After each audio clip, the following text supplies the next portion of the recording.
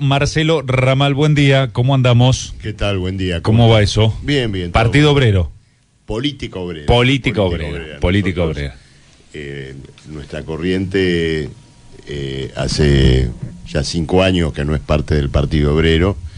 Estoy acá justamente con la idea de hacer una serie de actividades políticas. Hoy vamos a tener una charla en la universidad. ¿A qué hora? Con estudiantes, con docentes, a las 6 de la tarde. 6 de la tarde. Donde, vamos a discutir la situación nacional, pero particularmente enfocada al conflicto universitario. Y mañana sábado vamos a hacer otra charla en el local de Política Obrera, acá en Bahía Blanca, a las 6 de la tarde también. Donde ya vamos a enfocar la situación política nacional, las últimas novedades internacionales, y tratar de discutir cómo Me se paran los trabajadores. Tan contentos deben estar con Milei y ahora con Trump en Estados Unidos, un velorio, ¿no? Me imagino esas reuniones. No, velorio no. Sí, pero... No, velorio no, porque nosotros... Pero todo el viento en contra. No nos guiamos digo, a lo que piensan ustedes, ¿no? Sí, pero no nos guiamos por estados de ánimo. Y en el caso de Milei, una de las cosas que vamos a discutir es que en lo que tiene que ver con la reacción popular a todo lo que ha ocurrido este año, caída del salario, de las jubilaciones, del consumo popular, hay una reacción que se ha visto social, una reacción social importante, se ha visto justamente en la universidad, como uno de sus picos mayores. Y esto indudablemente indica un cambio de tendencia política, en el sentido que lo que fue probablemente, ¿no es cierto?, un voto circunstancial en favor de una alternativa política como la que representa Milei, al cabo de un cierto periodo donde se ve lo que ha ocurrido particularmente con la situación de los trabajadores, de los jóvenes, esto despierta indudablemente una gran inquietud popular, que es lo que estamos viendo ahora, ¿no? Ayer el presidente dijo: la recesión ha terminado y el país ha empezado a crecer, nos vamos para arriba como pedo de buzo.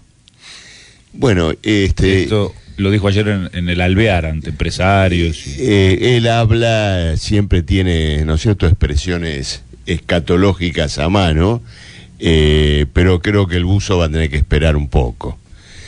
Si te guías por las estadísticas reales, el último dato del INDEC, septiembre contra septiembre del año pasado, la producción industrial cayó el 6%. Acumular los 9 meses del año, cayó 12% contra el año pasado, con un detalle que te quiero precisar. Los datos están un poco distorsionados porque, por ejemplo, creció todo lo que tiene que ver con molienda, procesamiento de cereales, lo cual tiene que ver con la fuerte caída de la producción del año pasado por la sequía.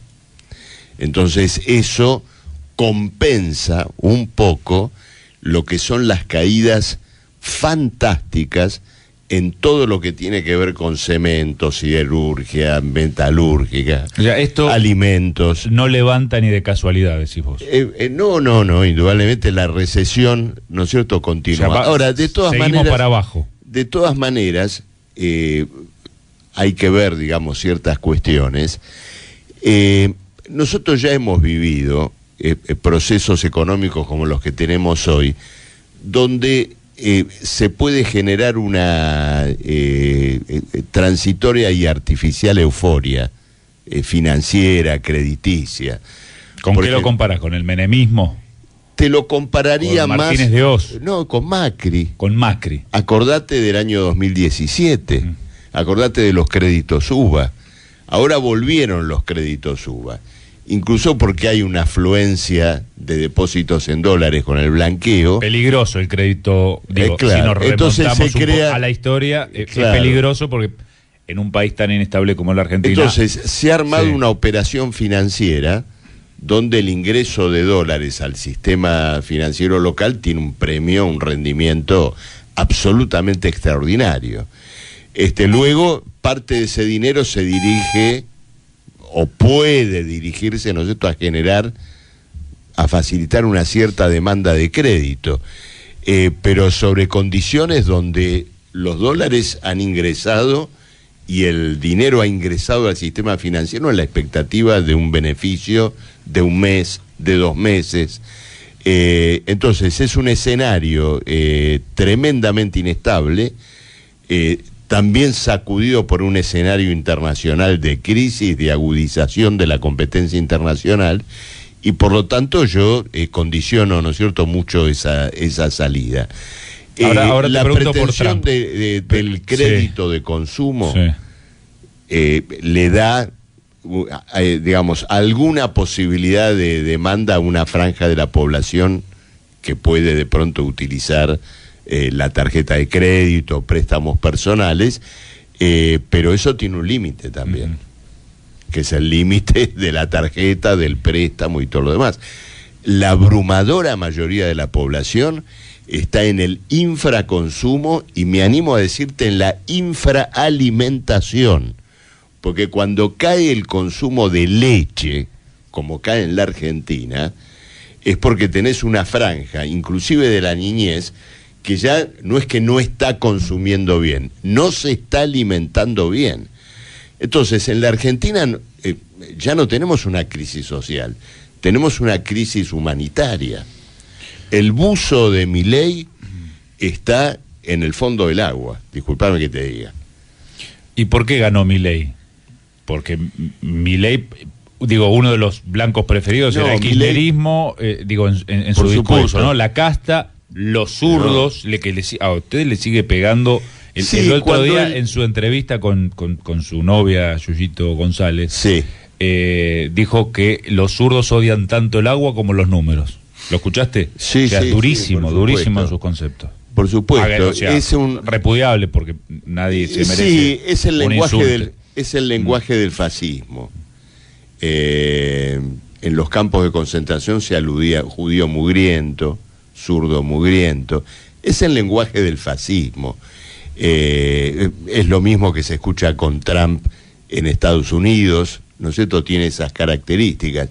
Él además es un ignorante y no sabe que no hay nada más limpio que el trabajador y el movimiento socialista de izquierda que luchó por el derecho al agua. Porque la ducha es una conquista en los lugares de trabajo. Él no lo sabe. Los obreros, en los orígenes del capitalismo industrial, no tenían el derecho a poder contar con el baño en el propio lugar. Hoy todavía, para muchos trabajadores, la ducha del lugar de trabajo es el único derecho. Es una conquista de la izquierda. Es el único, lógicamente, el movimiento obrero y socialista asociado a la izquierda. ¿Y cómo incluso ves? Para muchos todavía es el único ámbito, porque luego en la casa no tienen agua corriente o no tienen... Entonces, a diferencia de él, que ha sido un parásito toda su vida, la clase obrera y la izquierda lucharon por el derecho, no solo al trabajo, al salario, sino también a la higiene. Permítame que te haga muy interesante lo que decís. Porque tiene que ver con esto. Ahora, vos me preguntaste por qué ganó Milei. Bueno, indudablemente que Milei y otros fenómenos de la derecha del mundo están asociados a un periodo anterior donde hay un hecho que no se puede minimizar, que fue el episodio de la pandemia. Y cómo fue abordada la pandemia por distintos gobiernos que llevaron adelante un fantástico rescate del capital, digamos, de la gran corporación capitalista, y no del trabajador, no de la población de a pie, para usar un término, ¿no es cierto?, tan difundido. En la Argentina, todo lo que fue el tándem Alberto Fernández, Cristina Fernández Massa, bueno, llevó adelante una emisión de moneda feroz para rescatar a grandes corporaciones, para darle subsidios extraordinarios, y eso se tradujo en una inflación que pagó la población. Entonces, todo el periodo de gobierno anterior fue de enorme padecimiento para la población. O sea, esa combinación hizo que... El fascismo de Milei se apoyó en todo ese proceso de desquicio económico y político, y algo parecido ha ocurrido también en Estados Unidos, ¿no es cierto? Pero digo, qué fenómeno, porque incluso chicos jóvenes, ¿no? Jóvenes que militaban o que les gustaba la izquierda pasaron a decir, no, el revolucionario es Milei. Sí, eso no lo vi nunca. ¿No lo viste? No lo vi, sí, por supuesto, chicos que, digamos, de la nada política, bueno, adscribieron a Milei. Pero es un fenómeno que tiene que ver no con los méritos de Milei, sino con el derrumbe con los deméritos del resto. Claro, con el derrumbe de una experiencia política. Y la izquierda, que no estuvo abonada a esa experiencia, que luchó por un camino independiente, tiene que ahora explicar eso con mucha claridad, tiene que mostrar el camino, digamos, sin futuro que ofrece Milei, porque lo único que tienen Milei y Caputo en la mano es este operativo financiero que ha permitido, a través de una serie de medidas nada libertarias, sino muy estatistas, como mantener un cepo, liberar precios, atenazar salarios, acorralar jubilaciones, con ese régimen... O sea, para eso el Estado es importante. Por supuesto. Para otras cosas no, pero para eso sí. Lógico. O sea, teniendo el poder del Estado en eso. A ver. La intervención. Los tarifazos. Cambio del régimen jubilatorio. O sea, debería liberar todo. Si es anti-Estado, debería liberar todo. Pero los tarifazos se aumentan. Las tarifas las aumenta por decreto. No funcionan a través de ningún mercado libre. Los salarios han sido atenazados. El propio gobierno en las paritarias interviene en forma terriblemente despótica para colocarle... Claro, por eso debería dejar, si siguiera su política o su pensamiento, debería dejar que las paritarias sean libres. Los salarios. Entonces, en base a eso... Ahí hay una contradicción. Ha armado una operación financiera muy precaria, que es la que le ha dado, ¿no es cierto?, un sostén hasta ahora. Mencionaste lo de las universidades. Es cierto que con el conflicto, con el enfrentamiento del gobierno con las universidades o con el mundo universitario, ahí Milei pierde, no sé, 9-1. Ahora, con el conflicto que estamos viendo con aerolíneas, la gran mayoría, yo no creo en la encuesta, pero lo siente uno, la gran mayoría está a favor de lo que está haciendo Milei, y bueno, va a ir la gendarmería a sacar las valijas si ustedes me hacen paro. ¿Notás que no tiene el mismo consenso ni el mismo apoyo la universidad que los del aeropuerto? No estoy tan seguro, digamos, que sea de esa manera. Puede generar... O sea, la universidad genera empatía. Puede generar una aeropuerto no. momentánea, pero en lo del aeropuerto no nos confundamos. Hubo el despido de un trabajador y una huelga. Entonces acá lo que está en juego... Claro, pero esa huelga deja a mucha gente o arriba de un avión toda huelga, pero toda no huelga y una huelga del transporte, toda huelga naturalmente genera una interrupción y pone de manifiesto que son finalmente los trabajadores los que habilitan la riqueza del país. Pero estratégicamente no es hasta un error, digo, porque la gente putea dice, me dejaste sin viajar, HDP. Perfecto, pero digo, hasta es un error, me parece. Tal vez sería un error mucho mayor que esos trabajadores dejen pasar un despido en función de una consideración de este tipo. Yo entiendo todos esos prejuicios y prevenciones que existen. Como dirigente de izquierda y del socialismo, no se me mueve un pelo frente a ese prejuicio. Los trabajadores aeronáuticos tienen todo el derecho de defender a sus compañeros, y lo que busca el gobierno no es que las maletas salgan ni nada por el estilo, sino desregular la industria aérea en perjuicio general de la población y de los consumidores, para facilitarle las cosas a compañías aéreas que como lo saben todos los oyentes que están siguiendo este programa en este momento, no las voy a nombrar, compañías que cuando sacás un pasaje y decís voy a venir a Bahía Blanca a una charla política, rezá, porque a lo mejor llegás 2 días después. Y no voy a decir el nombre, pero todos ustedes saben muy bien que hay compañías aéreas que no dan ninguna certeza, ¿no es cierto?, para poder llegar, ¿no es cierto?, las que han crecido, ¿no es cierto?, al compás de esta supuesta desregulación del transporte aéreo. No, el tema que siempre hablamos también con los chicos acá, con el doctor Long, sí, dice, Milei dijo, ¿se privatiza o se cierra aerolíneas? Hay mucho por mejorar, pero es cierto que si no hay una línea de bandera estatal, aquellos trayectos que no sean rentables van a dejar de existir, y eso un Estado, mi opinión, debería garantizarlo, ¿no? Aunque no vaya lleno el avión, porque si eso a las empresas privadas no lo van a agarrar, ¿no? Eso es un punto caliente a debatir. Por supuesto que sería una mutilación de la Argentina el hecho de que se tome una decisión de ese tipo con aerolíneas. Pero para mí, después, con estos paros le están dando el pie a Milei. Déjame que ahí diferimos, pero... sí, yo creo que, como te dije antes, tienen todos los el derecho del sindicato aeronáutico de defender a alguien, ¿no es cierto?, a quien están despidiendo, y en todo caso preguntémonos por los que están despidiendo. Es decir, ¿qué es lo que están haciendo? Yo me pregunto... Vamos a seguir echando, dijo ayer Milei, vamos a seguir echando. Estos despidos son provocaciones que pretenden pavimentar el camino de una privatización. Se refiere fuerte Milei a los echados. Son ñoquis que vamos a seguir sacando del Estado o de las empresas del Estado. Sí, que mire a su equipo de trolls.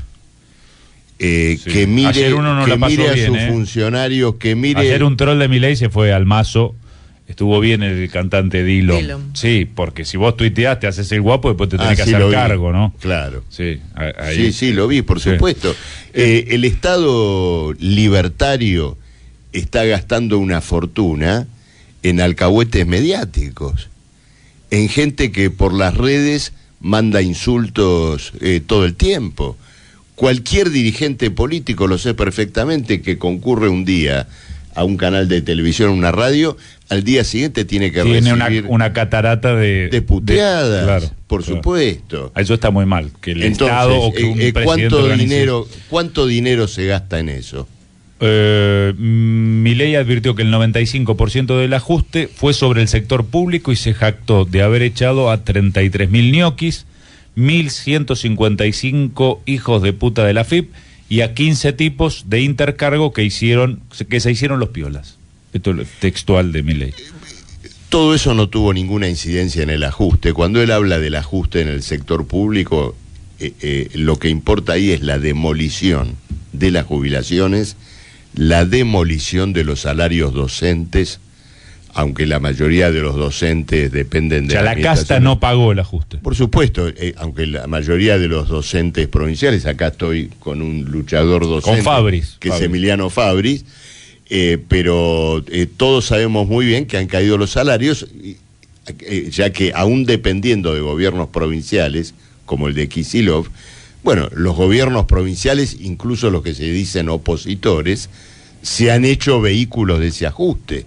Entonces, de ahí ha salido, ¿no es cierto?, fundamentalmente el recorte.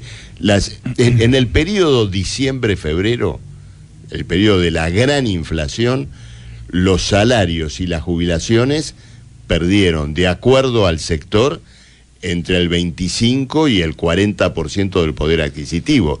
Los del Estado, el 40%. Los universitarios, el 50%. Entonces, ese es el grueso del ajuste. Hoy cuando se dice, por ejemplo en el caso de los jubilados, les vamos a corregir la jubilación por la inflación, mes a mes. Claro, una vez que ya se consolidó el despojo de un 35% de los haberes jubilatorios en ese periodo. Entonces, esos despidos no han tenido ninguna incidencia en el ajuste. Marcelo, estamos hablando con Marcelo Ramal, la última. Vos sos economista, vas a dar una charla hablando también de Trump. Muchos comparan y dicen son muy parecidos, creo que ayer también lo hablábamos, o días anteriores, esto de, sí, uno puede ubicarlos en la derecha, a Trump y a Milei, pero uno es nacionalista, uno es más proteccionista y el otro es más extranjerizante, por decirlo de alguna manera, en el caso de Milei. ¿O no? ¿Ves esas diferencias o no? ¿Se entiende a dónde voy? Hay diferencias. Hay diferencias, por ejemplo, Trump va a tener la mayoría de las cámaras que Milei no tiene, tiene un fuerte partido atrás que Milei no tiene. Pero digo, ideológicamente, claro, políticamente. Pero esa cuestión de Trump nacionalista, creo personalmente que es una falacia. Ajá. Es decir, esta idea de que él es defiende la industria y todo lo demás, es nacionalista de un país imperialista, de un país expansionista, de un país que pretende ejercer el dominio del mundo. No es un nacionalismo defensivo. El nacionalismo de un país como Estados Unidos... Claro, es nacionalista, pero para avanzar... Bueno, claro, es Estados Unidos. Totalmente. Claro. Entonces, pseudo-defensismo que muestra es simplemente la preparación de aprestos de guerra económica, comercial e incluso militar todavía más acentuada. Si Trump llega a algún tipo de arreglo con Putin en torno de la crisis de Ucrania, es para reagrupar fuerzas en un enfrentamiento de gran alcance con China. No nos confundamos. No confundamos Bravo el proteccionismo. Eso, no estamos hablando de... No confundamos el proteccionismo, el nacionalismo de un país atrasado, dependiente, al nacionalismo norteamericano, que es un nacionalismo de guerra. Claro. Interesante. ¿Cuándo es la charla, Marcelo? Bueno, hoy a las 6 de la tarde. ¿En qué lugar exacto de la universidad? 12 de octubre, 12 de octubre y San Juan. Y mañana a las 6 de la tarde en General Paz y La Madrid, en el local de Política Obrera acá en Bahía Blanca. Bueno, pueden, es abierto para todo el Por supuesto, todo el público. sí, sí. Perfecto. A mí me pasa algo curioso porque muchas veces los de izquierda me gritaban facho, hijo de puta. Ahora los libertarios me dicen zurdo, así que voy tranquilamente a dar una charla con ustedes. Puedo ir a exponer. Pero por supuesto, te esperamos. Marcelo, gracias, gracias Fabri. Gracias. Pausa y está, mirá, qué lástima que llegó tarde nuestro economista Mauro Trellini. Mauro Trellini está a la derecha de Trump, te voy a contar. Así que imagínate. Bueno. Sí, Otro día charlaremos. Gracias, Marcelo. Charlaremos con Mauro, no hay problema. Tanda.